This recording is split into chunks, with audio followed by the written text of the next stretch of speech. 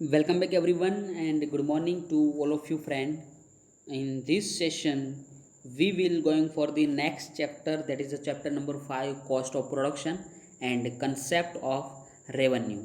And please you all student, please come on page number 46 on your textbooks, and the chapter that is the cost of production and concept of revenue.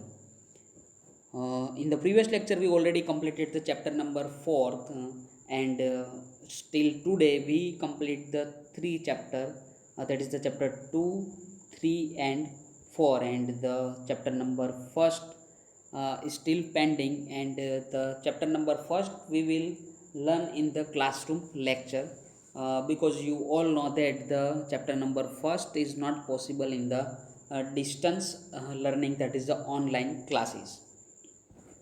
And now we will going for chapter number 5, and please you all come on page number 46, that is the cost of production and concept of revenue. And please see the table, that is the introduction, and then various concept of cost, that is the real opportunity and monetary cost, and then the short term and long term classification of cost, that is the fixed cost, variable cost, total cost, average fixed, average variable, average cost, and marginal cost. And the last, that is the interrelationship between average cost and marginal cost, and then long run average cost curve, concept of revenue, that is the total, average, and marginal, like that cost, that is the total cost, total revenue, average cost, average revenue, and marginal cost, marginal revenue. Total revenue, average revenue, and marginal revenue under the perfect competitive market. And the last topic, that is the total revenue, average revenue, marginal revenue under imperfectly competitive market, यानी कि perfect and imperfectly competitive market. And now we start our first question, that is the various concept of the cost, and the first one, that is the real cost. Various concept of cost. The first one, that is the real cost. Concept of real cost was given by classical economist. तो friend यहाँ पे जो first concept है cost का, that is the real cost. और जो real cost का जो कंसेप्ट है वो किसने दिया था, तो classical economist. They had presented this concept in the context of main factor of production, that is the land and labour. यानी कि क्लासिकल इकोनॉमिस्ट ने जो ये कंसेप्ट दिया हुआ था, तो यहाँ पे जो फैक्टर को कंसिडर कर रहे थे, that is the land and labour. यानी कि दो फैक्टर है प्रोडक्शन के, टोटल चार है, लेकिन यहाँ पे जो दो दिए हुए, that is the land and labour. तो ये दो फैक्टर के कंटेक्स्ट में रियल कॉस्ट का कंसेप्ट दिया हुआ था. बट इन मॉडर्न टाइम्स, यानी कि करंट सिचुएशन की हम बात करें, तो this concept is consider in a context of the capitalist and entrepreneur also. यानी कि आज के दिन में हम बात करें, या तो मॉडर्न टाइम में जो पूरा रियल कॉस्ट का जो कंसेप्ट है, वो चार फैक्टर, यानी कि land, labour, capital and entrepreneur, इन चारों फैक्टर को हम कंटेक्स्ट में, यानी कि चारों को कंसिडर करते हुए यहाँ पे रियल कॉस्ट का जो कंसेप्ट है उनको प्रेजेंट कर सकते हैं. तो यहाँ पे आपको याद फ्रेंड रखना है कि सबसे पहले तो दो ही factor, that is the land and labour, कि इस दो फैक्टर को हम यहाँ पे कंटेस्ट में रखकर रियल कॉस्ट का जो कंसेप्ट था वो प्रेजेंट किया हुआ था. लेकिन मॉडर्न टाइम्स, यानी कि करंट टाइम्स के अंदर बात करें, तो हम चारों फैक्टर ऑफ प्रोडक्शन को कंसिडर कर रहे हैं अकॉर्डिंग टू मार्शल. तो मार्शल ने जो यहाँ पे रियल कॉस्ट का जो डेफिनेशन दिया हुआ है, उनके बारे में पहले ध्यान से डिस्कशन कर रहे थे. लेबरर्स, कैपिटलिस्ट एंड इंटरप्रेन्योर, यानी कि जो चार फैक्टर है उसमें से तीन तो हमने यहाँ पे लिख लिए, that is the labour, capital and entrepreneurs, who are involve in the process of production bear psychological and physical burden. यानी कि जो लेबर है, या तो जो कैपिटलिस्ट एंड जो एंटरप्रेन्योर है, ये तीनों लोग कहाँ पे इन्वॉल्व हो रहे हैं, to bear psychological and physical burden. यानी कि उन लोगों के ऊपर कुछ ना कुछ बर्डन रहता है, साइकोलॉजिकल या तो मेंटली हो या तो फिजिकल बर्डन हो.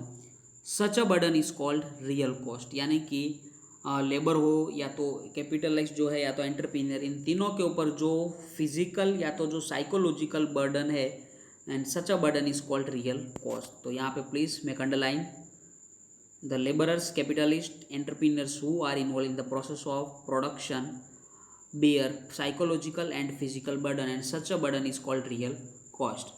Money spent by many producers for production work of goods is not only production cost but the fatigue, boredom, tension, and stress faced by the laborers capitalists who sacrifice their saving and capital face anxiety, insecurity of indecisiveness are the factor included in the real cost।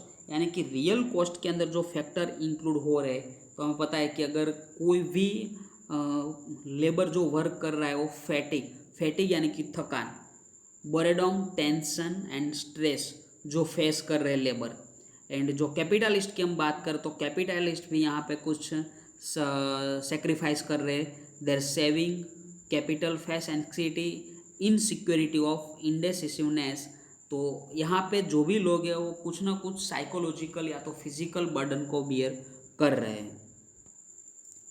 Real cost can not be presented in monetary term. तो friend आपने देखा कि यहाँ पे हमने कहीं भी कोई रुपीज़ की बात नहीं की हुई है कि रियल कॉस्ट यानी कि आपको कितने रुपीज़ का कॉस्ट हो रहा है, लेकिन आपको जो यहाँ पे कुछ ना कुछ साइकोलॉजिकल या तो जो फिजिकल बर्डन हो रहे हैं उनकी हम बात कर रहे हैं। Real cost can not be presented in monetary term. तो फ्रेंड आपको पूछ सकते हैं कि कौन सी जो कॉस्ट है जो हम मॉनिटरी टर्म में प्रेजेंट नहीं कर सकते, that is the real cost, and therefore real cost is called non monetary cost, and इसीलिए रियल कॉस्ट जो है वो non monetary cost. And professor Marshall says the factor of production face this real cost and to attract them return is given in the form of wages, interest and profit. यानी कि जो भी factor of production कुछ ना कुछ face करके आ रहे हैं और जो भी उनकी रियल कॉस्ट वो फेस कर रहे हैं, तो उन लोगों को अट्रैक्ट करने के लिए हम क्या प्रोवाइड करते हैं, वेज यानी कि इसको लेबर को, एंड इंटरेस्ट कैपिटलिस्ट को, और प्रॉफिट किसको मिल रहा है, एंटरप्रीनियर्स को। यानी कि तीनों जो यहाँ पे प्रोडक्शन के फैक्टर है तीनों को कुछ ना कुछ रिटर्न मिल रहा है इन the form of ways, interest and profit. Problems in measuring real cost.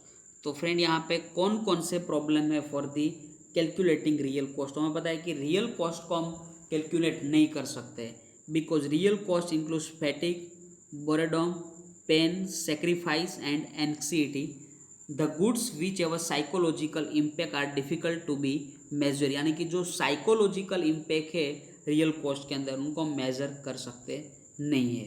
Moreover the smoke emitted by factories create adverse effect on health of the people of surrounding area. यानी कि जो स्मोक करते हैं उनकी हम बात कर रहे हैं कि कुछ लेबर ऐसे भी होते हैं कि जो स्मोकिंग करते हैं, तो उससे क्या होता है कि फैक्ट्री के अंदर जो भी सराउंडिंग जितने भी लोग काम कर रहे हैं, जो भी लेबर, उन लोगों के हेल्थ के ऊपर भी एडवर्स इफेक्ट आ सकते हैं, and the adverse effect is also a cost in a social view and therefore it can not be measure. यानी कि जो भी यहाँ पे अलग अलग इफेक्ट हो रही है एडवर्स इफेक्ट, उनको भी हम यहाँ पे रियल कॉस्ट के अंदर कंक्लूड कर रहे हैं। In the second one that is the opportunity cost. तो फ्रेंड यहाँ पे जो सेकेंड कंसेप्ट आ रहा है कॉस्ट का, that is the opportunity cost. और अपॉर्चुनिटी कॉस्ट में क्या होगा कि आपको यहाँ पे ऑप्शन अपॉर्चुनिटी मिल रही है कि आप कौन से सेक्टर में से, कौन से फील्ड में से ज़्यादा पैसे ले रहे हो, और जहाँ पे आप पैसे ज़्यादा ले रहे हो वहाँ पे आप इन्वेस्टमेंट कर रहे हो। तो उससे क्या होगा कि आपके पास यहाँ पे दो अलग अलग ऑप्शन है, एक ऑप्शन को आप सिलेक्ट कर रहे हो और दूसरे को आप रिजेक्ट कर रहे हो, और दूसरा ऑप्शन जो रिजेक्ट हो रहा है उससे आपका कितना लॉस हो रहा है वो यहाँ पे अपॉर्चुनिटी कॉस्ट रहेगी। The concept of opportunity cost presented by Austrian economics. तो हमें याद रखना है कि रियल जो कॉस्ट था दैट इज़ द यहाँ वहाँ पे जो इकोनॉमिस्ट हो रहे थे, और अपॉर्चुनिटी कॉस्ट में जो है that is the Austrian economist. तो हमें यहाँ पे दोनों कॉस्ट के बारे में भी याद रखना पड़ेगा कि अपॉर्चुनिटी कॉस्ट का जो कंसेप्ट था वो ऑस्ट्रियन इकोनॉमिस्ट ने दिया हुआ था, और जो रियल कॉस्ट का जो कंसेप्ट था that is the classical economist. यानी कि दोनों के हमें अलग अलग इकोनॉमिस्ट बात कर रहे हैं, रियल कॉस्ट में classical and in the opportunity cost that is the Austrian economist, but it was properly presented by Marshall। यानी कि वहाँ पे भी मार्शल था properly presented में, और यहाँ पे भी मार्शल।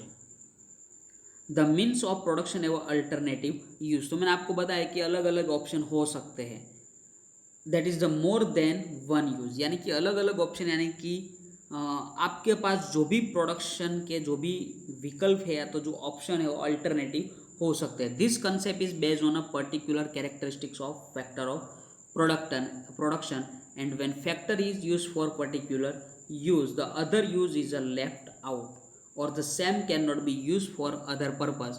यानी कि आप जो भी फील्ड के लिए, जो भी ऑप्शन के लिए आपके पास जो भी फैक्टर उनको यूज़ कर रहे हो, उसी टाइम आपके पास जो दूसरा ऑप्शन है वहाँ पे आप फैक्टर ऑफ प्रोडक्शन को यूज़ कर सकते नहीं है। For example, on one field or a piece of land of wheat is produced, then at the same time on the same piece of land other food grains, that is the crop, cannot be produced। यानी कि friend हमें पता है कि हमारे पास अलग अलग जो भी फैक्टर ऑफ प्रोडक्शन है उसमें से यहाँ पे हमने एक एग्जांपल लिया, दैट इज द लैंड। और लैंड का जो एक पीस है उनके लिए उस पीस का हम यूज़ कर रहे हैं for the production of wheat. तो उसी टाइम इसी लैंड के पीस को हम दूसरे ऑप्शन के लिए, दूसरे फूड ग्रेन्स, दूसरे क्रॉप्स के लिए यूज़ नहीं कर सकते। यानी कि आप यहाँ पे सिलेक्ट कर रहे हो व्हीट, तो उस पीस लैंड ऑफ पीस जिनके ऊपर आप सिर्फ प्रोडक्शन किसका कर सकते हो, दैट इज द व्हीट का। Worker is a working in a textile mill, so at the same time he can not work in any other industry. यानी कि फ्रेंड जब कोई वर्कर टेक्सटाइल मिल के अंदर वर्क कर रहा है तो उसी टाइम वो दूसरी कोई भी इंडस्ट्री के अंदर वर्क कर सकता नहीं है। In this way factor of production है वो अल्टरनेटिव यूज। यानी कि जो फैक्टर ऑफ प्रोडक्शन है, यहाँ पे हमने लेबर लिया है, वर्कर लिया है, तो वर्कर अगर जब टेक्सटाइल मिल में काम कर रहा है तो कोई दूसरे फील्ड के अंदर काम कर सकता नहीं है। एंड जो पीस ऑफ लैंड की हम बात कर रहे थे, तो पीस ऑफ लैंड का जो यूज़ हो रहा था फॉर व्हीट, तो जब हम व्हीट में यूज़ कर रहे हैं तो हम दूसरे कोई फूड ग्रेन्स के लिए जो भी लैंड है उनका यूज़ कर सकते नहीं है। यानी कि यहाँ पे आपको अल्टरनेटिव ऑप्शन मिलने वाला नहीं है। तो आप अगर समझो कि व्हीट का प्रोडक्शन ले रहे हो तो आप कोई और फूड ग्रेन्स का जो आपके पास ऑप्शन था वो आप क्या करोगे, यहाँ पे रिजेक्ट, और उनके लिए जो भी आपको कॉस्ट लगेगी that is the opportunity cost. और यहाँ पे हम एक्सप्लेनेशन में देख रहे हैं तो आपको यहाँ पे एग्जाम्पल में आप इजीली समझ पाओगे। इन factor of production is used in the production of one commodity, so the next best alternative is left out। यानी कि जो भी फैक्टर ऑफ प्रोडक्शन है वो आप एक कमोडिटी के लिए यूज़ कर रहे हो तो दूसरी कमोडिटी को आपको यहाँ पे क्या करना पड़ेगा कि लेफ्ट आउट, यानी कि आप यूज़ कर सकते नहीं हो। The cost of unborn or unproduced commodity is the opportunity cost of produced commodity. यानी कि आपके पास जो दो ऑप्शन थे, मैं आपको एग्जांपल यहाँ पे जब हम समझेंगे आपको अच्छी तरह से समझ में आ जाएगा point. This can be understood with the help of one example. यानी कि one piece of land can be use to produce wheat और राइस। तो यहाँ पे जो एक पीस है लैंड का, उनके ऊपर आप व्हीट या तो राइस दोनों में से कोई एक का प्रोडक्शन कर सकते हो। If wheat is produce on that piece of land, यानी कि जो पीस यहाँ पे पड़ा है उनके ऊपर आप व्हीट का प्रोडक्शन कर रहे हो। The income of ₹2 lakhs can be earn and if rice is produce the income of 3.5 lakhs can be earn. यानी कि आप व्हीट का प्रोडक्शन ले रहे हो तो आपको 2 lakhs की इनकम हो सकती है, और अगर आपने राइस का प्रोडक्शन लिया होता तो आपकी जो इनकम थी वो 3.5 लाख यानी कि 3.5 लाख रुपीज़ हो सकती थी। Farmer behaviour is a rational and logical, so he will leave the production of wheat and produce rice in which he is earning total 3.5 lakhs। यानी कि ये जो पीस ऑफ लैंड है हमें पता है कि हमें ज़्यादा जो पैसे मिल रहे हैं that is 3.5 lakhs from rice. तो यहाँ पे फार्मर भी रेशनल एंड लॉजिकल सोचते हैं कि अगर हम राइस का प्रोडक्शन करेंगे तो हमें 1.5 लाख यानी कि 1.5 लाख जो रुपीज़ हम ज़्यादा अर्न कर पाएंगे। तो इसीलिए यहाँ पे फार्मर क्या करते हैं, farmer left out 2 lakhs from production of wheat. यानी कि वो व्हीट का प्रोडक्शन अब नहीं करेंगे और व्हीट की जगह वही पीस ऑफ लैंड के ऊपर राइस का प्रोडक्शन करेंगे। तो उससे क्या होगा कि फार्मर ने जो लेफ्ट यहाँ पे ऑप्शन किया दैट इज द व्हीट, और उससे उसकी जो इनकम थी 2 lakhs रुपीज़ व्हीट में से मिल रहे थे, तो 2 lakhs from the production of wheat, so the left out income of ₹2 lakhs from the production of wheat. यानी कि आपने जो 2 lakhs यहाँ पे लेफ्ट की है which is the opportunity cost of 3.5 lakhs earn from the production of rice. यानी कि जो 2 लैक्स की इनकम आपको मिल रही है वीट में से इज़ द अपॉर्चुनिटी कॉस्ट। तो आप यहाँ पे जो इनकम को ऑप्शन में लेफ्ट आउट कर रहे हो और उन वहाँ से जो आपको इनकम मिलने वाली थी वो आपके लिए क्या यहाँ पे रहेगी, अपॉर्चुनिटी कॉस्ट रहेगी। और यहाँ पे जो प्रॉब्लम हो रहेगा for the measuring opportunity cost, यानी कि अगर हम अपॉर्चुनिटी कॉस्ट को अगर हम कैलकुलेट कर रहे हैं तो कौन कौन से प्रॉब्लम हो सकते हैं। फर्स्ट पॉइंट यहाँ पे दिया हुआ है that is the factor with one use, यानी कि कोई ऐसे भी फैक्टर प्रोडक्शन के होते हैं कि उनका एक ही यूज़ पॉसिबल है, अलग अलग ऑप्शन आपको मिलने वाले नहीं। फिर any factor production as only one use then its opportunity cost cannot be decided. For example, some piece of land is only used to produce a grass, so far as the piece of land opportunity cannot be calculated. यानी कि जो भी यहाँ पे piece of land है उनके ऊपर आप सिर्फ एक ही प्रोडक्शन ले सकते हो, तो वहाँ पे अपॉर्चुनिटी कॉस्ट हम कैलकुलेट नहीं कर सकते हैं। It will be apply for unemploy person also, they have no work, so how can we calculate alternative cost. यानी कि जो अनएम्प्लॉय पर्सन है जिनको काम नहीं मिल रहा है तो उनके पास भी कोई अल्टरनेटिव ऑप्शन नहीं हो गए, तो वहाँ पे भी हम कोई भी अल्टरनेटिव कॉस्ट कैलकुलेट नहीं कर पाएंगे। And the second one that is the factor having a specific factor having a specific use, यानी कोई प्रोडक्शन के जो फैक्टर है उनका स्पेसिफिक यूज़ है तो भी आप यहाँ पे अपॉर्चुनिटी कॉस्ट को कैलकुलेट नहीं कर सकते। For example, person having a expertise over a computer, यानी कि कुछ लोग एक कुछ पर्सन जो एक बंदा है सिर्फ एक्सपर्ट उनकी किस कौन सी फील्ड में, कंप्यूटर के ऊपर, तो अपना जो भी काम है वो कंप्यूटर के ऊपर ही कर सकता है। Scientist having a knowledge of automate power, यानी कि जो साइंटिस्ट है उनके पास भी जो नॉलेज हो that is only atomic power, तो उनके पास कोई दूसरा काम यहाँ पे नहीं होगा, तो अपॉर्चुनिटी कॉस्ट को हम यहाँ पे कैलकुलेट नहीं कर पाते। If factor of production are a specific factor, then these concepts are not useful. Returns of this factor are not decided by their alternative uses, but is decided on the basis of that demand. For example, person having expertise over computer, यानी कि जिनके पास कोई specific use ही जिनका है या तो specific knowledge है, उनके लिए हम यहाँ पे जो अल्टरनेट कॉस्ट है उनको फाइंड नहीं कर सकते। तो फ्रेंड यहाँ पे हमने पहले दो कंसेप्ट क्लियर किए for the cost. The first one that is the real cost and the second that is the alternative या तो अपॉर्चुनिटी कॉस्ट। और आपको यहाँ पे मिल रही है 2 मिनट्स, और प्लीज़ 2 या तो 3 मिनट में आपको दे रहा हूँ क्योंकि थोड़ा पॉइंट लंबा था, तो 3 मिनट्स के अंदर आप दोनों जो कॉस्ट हैं उनको रीडिंग करें, और कोई भी डिफ़िकल्टी हो तो आप मेरा नंबर तो आपके पास है ही, मैसेज मी। तो यहाँ पे आपके पास 3 मिनट्स है, please read it, continue.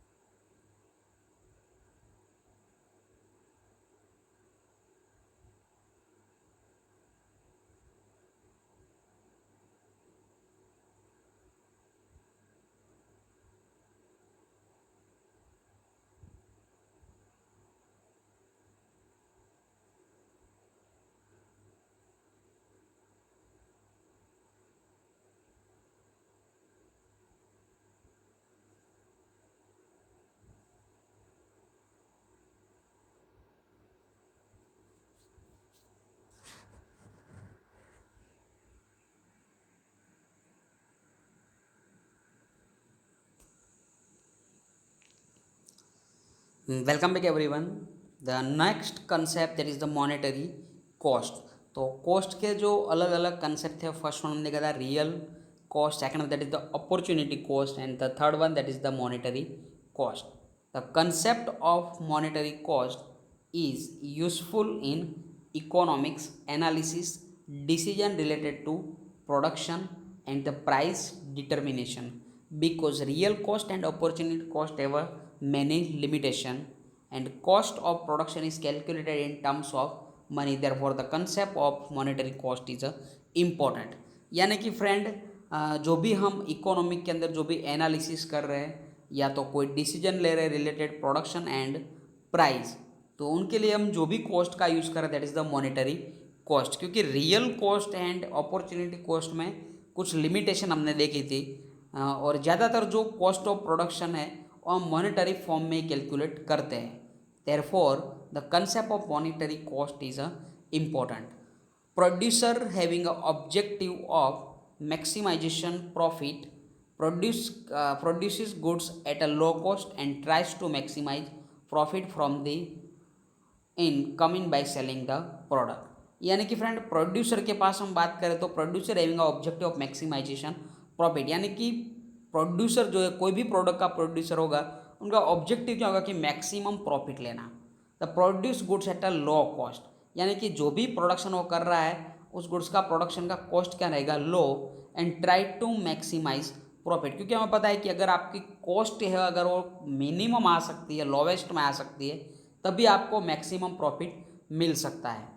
The cost of production in terms of money is known as a monetary cost. तो please underline the cost of production in terms of money is known as a monetary cost। For example, if a factory producing pens incur the cost of rupees 50,000 to produce 1,000 units of pen, so the monetary cost to produce 1,000 unit of pen is a rupees 50,000।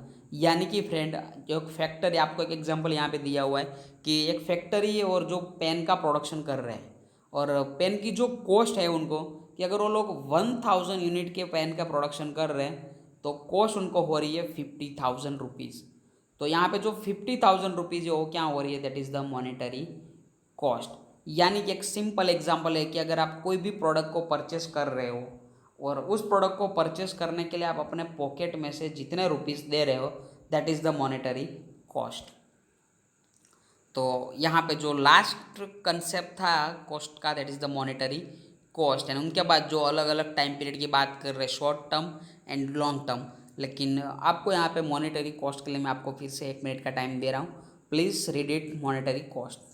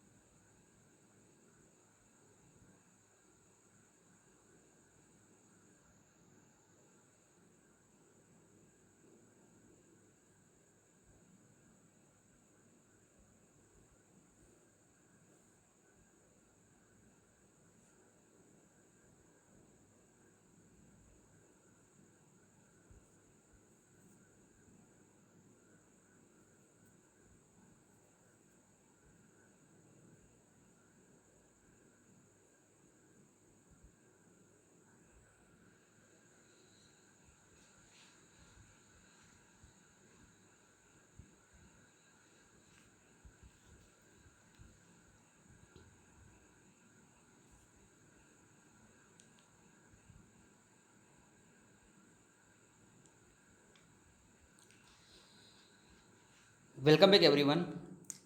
The next question that is the short term and long term and short run and long run periods in economics। तो यहाँ पे हम short term या तो short run and long run के बारे में बात करेंगे, लेकिन सबसे पहले हम यहाँ पे एक इंट्रो पेरा दिया that is the according to time period also in short term monetary cost is presented। Therefore, the sum factor of the production whose quantity can be changed easily with the change in quantity of factor of production। यानी कि friend जो factor of production की जो quantity में अगर हम change कर सकते हैं तो हम क्या कर सकते हैं कि प्रोडक्शन की क्वांटिटी में भी चेंज कर सकते हैं। यानी कि हम जो भी प्रोडक्शन कर रहे हैं उस प्रोडक्शन की बात करें तो वहाँ पे भी चेंज हो सकता है, उनके फैक्टर में भी चेंज हो सकता है। तो there are some factor of production उस quantity can be change easily with the change in a quantity of factor of production. Quantity of production also changes, that is the raw material, extra laborers, fuel are those factors which can be changed in a short period, therefore they are known as a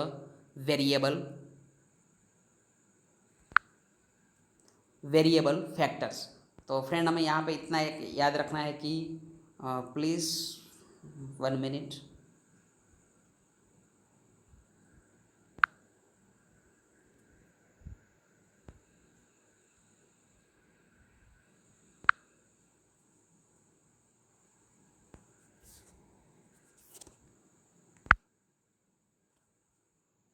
okay तो जो भी raw material है या तो जो extra labours है या तो जो फ्यूल, ये ऐसे फैक्टर है कि उनको हम शॉर्ट टाइम में चेंज कर सकते हैं। तो जो भी यहाँ पे जो फैक्टर दिया that is the variable factor. Variable यानी कि चेंज कर सकते हैं। And expenditure on those factor is known as a variable cost. यानी कि जो भी कॉस्ट हमें हो रही है वेरिएबल फैक्टर के पीछे, उस कॉस्ट को हम बोल सकते हैं कि वेरिएबल कॉस्ट। तो प्लीज़ यहाँ पे आप अंडरलाइन कर दीजिए कि रॉ मटेरियल है, extra labourers, fuel are those factor which can be change in a short period, therefore they are known as a variable factor and expenditure on those factor is known as a variable cost.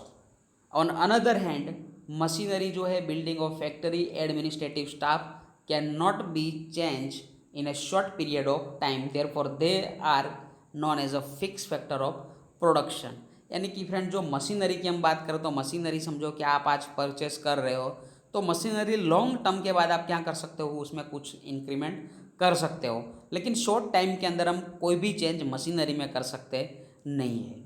And then building, यानी कि building जो है factory का, वहाँ पे भी हम short time में चेंज नहीं कर सकते हैं। एंड एडमिनिस्ट्रेटिव स्टाफ, तो उसमें भी हम शॉर्ट टाइम में कोई चेंज नहीं कर सकते। तो ये जो factor that is the fix factor of production. And fix factor of production के पीछे जो भी हमें कॉस्ट हो रही है that is the fix cost of production. And cost of such a factor is also known as a fix cost of production. यानी कि यहाँ पे variable factor and fix factor दोनों के बारे में हमने डिस्कशन किया।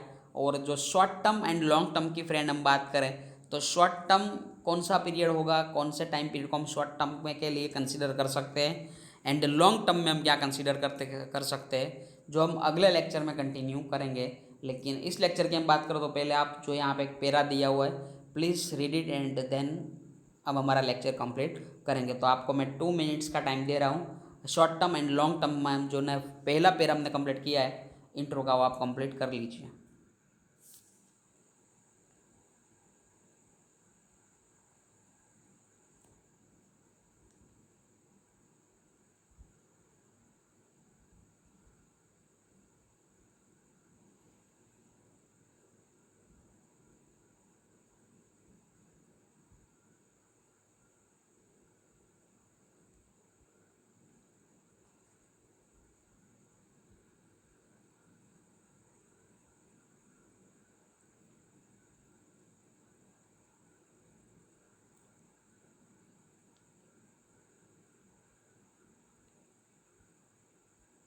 Welcome back everyone.